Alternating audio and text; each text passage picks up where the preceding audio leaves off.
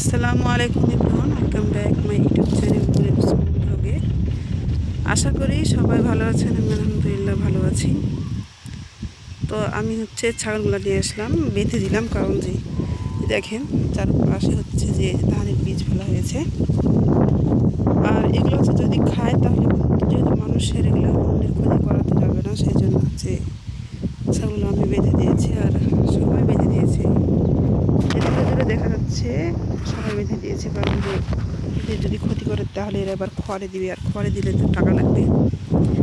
আর টাকাটা বড় কথা না, বড় কথা যে মানুষের ক্ষতি করা, এটা বড় অন্যায়।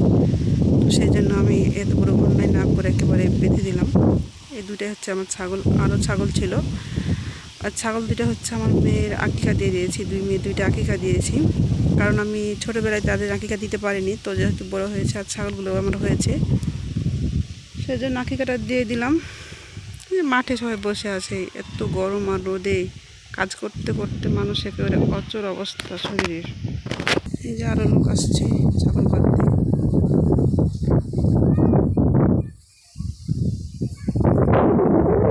আকাশটা মেঘলা, রোদ আজকে রোদটা একটু কম আছে, তবে তাপটা প্রচুর।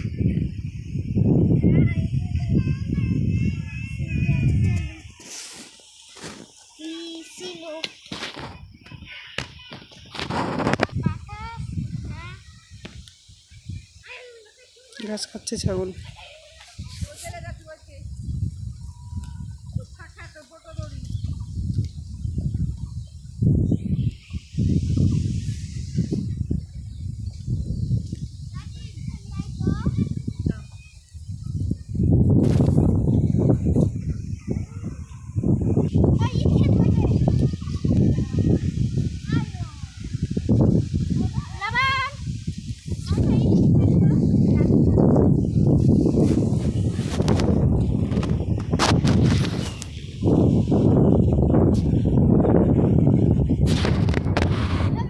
পরিশ্রমী মানুষ, দেখতে পাচ্ছেন যে কাজ করছে বয়স্ক।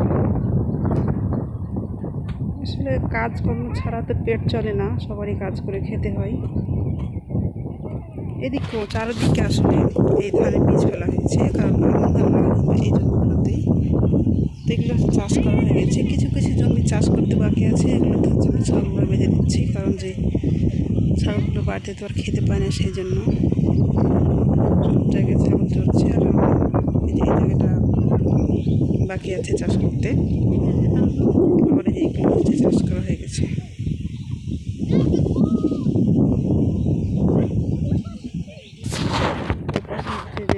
যে ট্রাক্টর চলে এসেছে চাষ করার জন্য,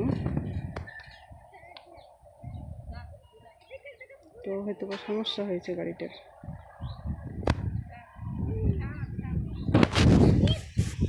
তো ভিডিওটি ভালো লাগবে অবশ্যই লাইক দিবেন, কমেন্ট করবেন, এবং প্লিজ আমার চ্যানেল সাবস্ক্রাইব করবেন। তো ভালো থাকবেন সবাই, সুস্থ থাকবেন। আল্লাহ হাফেজ।